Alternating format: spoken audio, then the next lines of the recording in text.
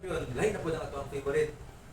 No? So, ako, usahay na tendency niya kaning Philippians 4:13 is gina-interpret na to hasayop. No?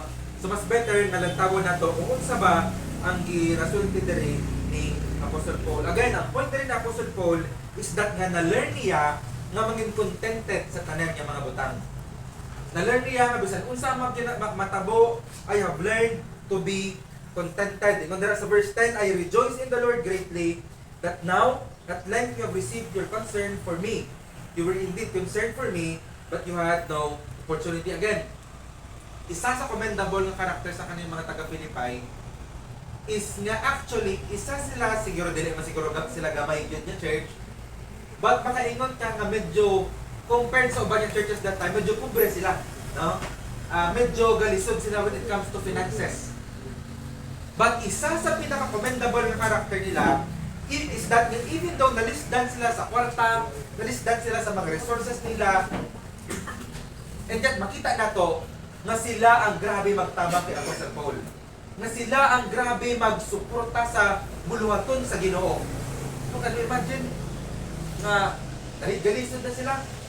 Grabe ilang magsuporta kay Apostle Paul, grabe ilang maghatag, maybe kwarta na gamay, or maybe gamay na pwede nga resources ilang mahatag dira sa kay Apostol Pablo. Kung na nagpasalamat si Apostol Paul, kakalipay ko siya na somehow kaning mga taga-Philippi is grabe ilang pagtabang sa kay Apostol Pablo. No, because grabe ilang concern sa buluhaton sa Ginoo, grabe ilang concern sa kay Apostol Pablo mismo nga naa sa prisuhan. Kay man, ano man, silang time sa una grabe ang pagtrato nila sa mga prisoners. Kasi imagine if karon lisod ang magsulod sa prisuhan, how much more sa una? Nga walay justice nga kanang fixed gyud. Kung naa ka sa prisuhan, you are already considered a slave. So kana ba lisod kaayo yat makita nato na kaning mga taga-Philippi is grabe ang ilang concern, grabe ang ilang gugma, no? Grabe ang ilang support sa kay Apostol Pablo. But of course, sa verse 11, not that I am speaking of being in need, ingon ni Apostle Paul, nagpasalamat ko sa inyo, pero wala ko nagaingon that I am in need. Of course, he is in need, no? Hindi nakakapit sa presuhan, hindi mo pagkaon, hindi mo kwarta, hindi mo sabuan niya magpalit saman para sa imo, ha? But nag-ingon siya, na wala ko nagasulti nga kinanglan ako ng tanan. Kaya nga naman, makasurvive, ba't yung muna ako'y pagkaon na gamay gikan sa mga nagpriso sa ako, Ikaw to survive. Yet, pasalamat siya because kanila mga tao, na sila kasing-kasing ng willing magtabang sa buluhaton sa Ginoo, even sa mga magbubuhat sa work sa Ginoo. Of course, he continues the read, for I have learned in whatever situation I am to be content. Ano daw, madali na niya ka ng lantanan? Ito nga mga butang. Ngayon naman, na-learn niya that in every situation sa iyang kinabuhi, na-learn niya nga maging contented. You know what? Isa sa pinakalisod niya ma-learn na ito sa iyang kinabuhi is contentment. Lisod kayo ng contentment na lisod na kayo magwali ko, ngayon magsulti ta about contentment, maghisgot ta about contentment, but you know what? Kung sa realidad na lisod jud kaayo buhaton. Lisod jud kaayo buhaton, no? Ngunit Apostle Paul nga bisan in abundance, no? Sa tagan kay kwarta, I have learned to be contented.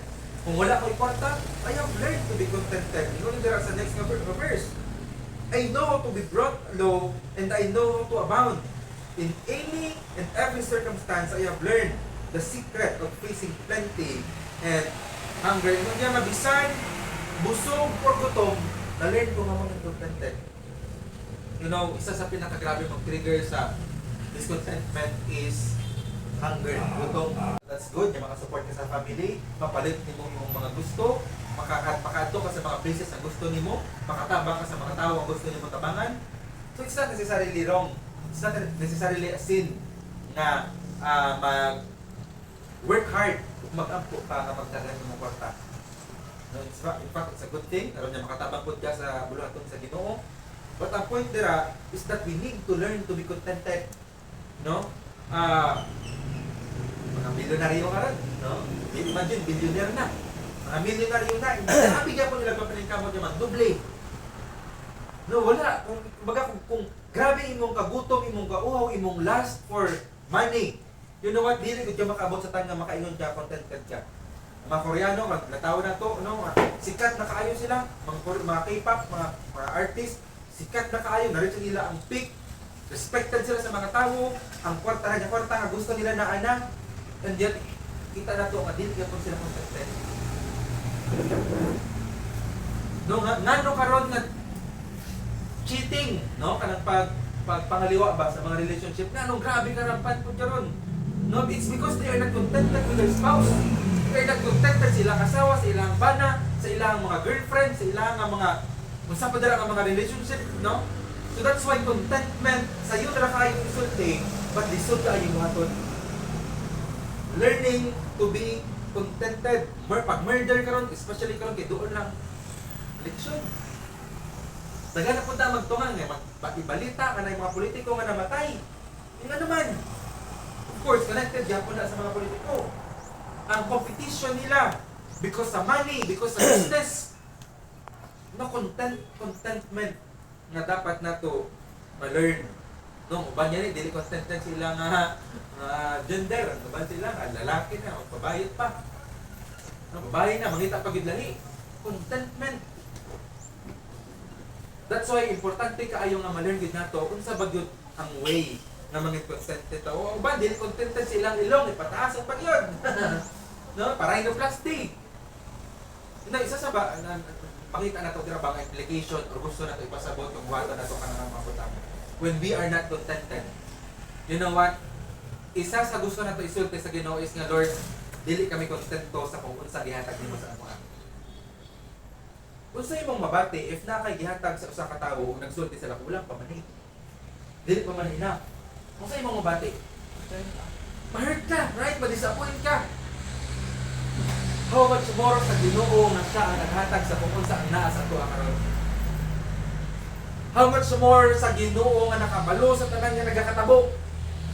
How much more sa Ginoo who is all powerful, who is all knowing? Unsa gusto na to isulti sa iya nga Lord? Kulang pang imong gihatag. It's an insult sa wisdom sa Ginoo. It's an insult sa, you know, isa bitaw sa need nato ma-remind sa ato ang self everyday. Need nato ma-remind sa ato ang self everyday. Kasi tanan nga naa sa ato karon is dili nato deserve. Kinsa makaingon diri nga deserve nimo nga pagmata ka ganin ng butang? Kinsa diri makaingon nga deserve nimo sa kinabuhi nga naa ka karon? Wala. And yet kita pa ang naay guts usahay nga magreklamo sa Ginoo. Lord, di pa enough tanan nagihatag nimo sa amwa so mangita pa gyud big more. Ano, grabe kaayo na exalt sa Ginoo. And that is why ni Apostle Paul ay learn the secret to be contented in everything. No, palit ka ba motor? Din ay bagong upgrade or update. ATV 2024, palit ka saan? Uy, palit kong sakinan na Fortuner, na ay Fortuner na 2024, nag-upgrade, palit na saan? No, so, contentment. Again, those things are not necessarily wrong. Those things are not necessarily sin. But the point na to dere is that we need to learn to be contented. Just like sa gingon dere ni Apostle Paul. Nagino, dili man ko magtugay sa pagtuon nato sa pulong sa Ginoo karon. Kung dere Apostle Paul sa verse 13, ingon niya, I can do all things through Christ who gives me strength. Of course, ang ito na ginusulti na ko kanina, ang gusto ipasabot ni Apostle Paul dito is sa kanan niya butang na learn niya na maging contented sa kung saan na siya. Ano daw ang nabuhat niya to? I can do all things through Christ who gives me strength. In other words, ang gusto ipasabot sa kanang verse is that sa tanan niya tihon, makaya na to na mag-obey sa Ginoo. Ano man? Because Jesus gives us strength. Yes na to? Ano nga, kumbaga, pag nag-atubang na someday sa kay Jesus, sa Ginoo dito sa langit, noong naka sa crossroads niya, Lord, mag-obey ba ko or dili?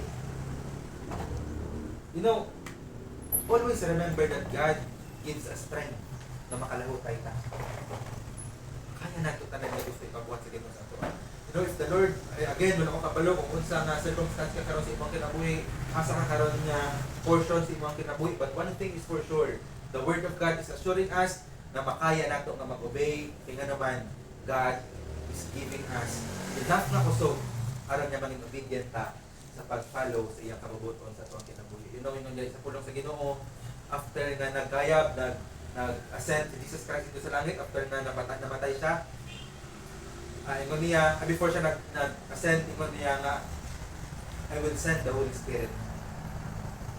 You know, the more bang na nagawa ko sa akong relationship sa Ginoo, you know, the more po niya ka-realize na ako that every time I disobey, every time nga wala ko nagatuo, wala ko nagatuman siyang gisugo sa ako ayo. You know, I'm saying to the Holy Spirit nga dili ka mauna kakusog. Dili ka mauna ka powerful. Dili naglantaw ra pa sa espiyo sa mirror. O nakita nga ugaw sa imong face wala nimo gikuha. Guys na to, na nakita na nato kung usang dapat nato buhaton. And yet wala gyapon nato gibuhat. And someday, I'm telling you, kung abot ang time ako, manubag ko sa Ginoo sa akong panagtaran ni sala na nabuhat. Okay, ako ang mag-atbang na. Kamupod. I think that's one thing siguro nga sure yun, no? Our Father in heaven, we thank you, O God, for Ginoo kalisod kayo nga mangin contented. Uy, sila, sa inyo haragin sila buduol, o sa inyo haragin sila magsalit. So Father, commit everything to you in Jesus' name. Amen.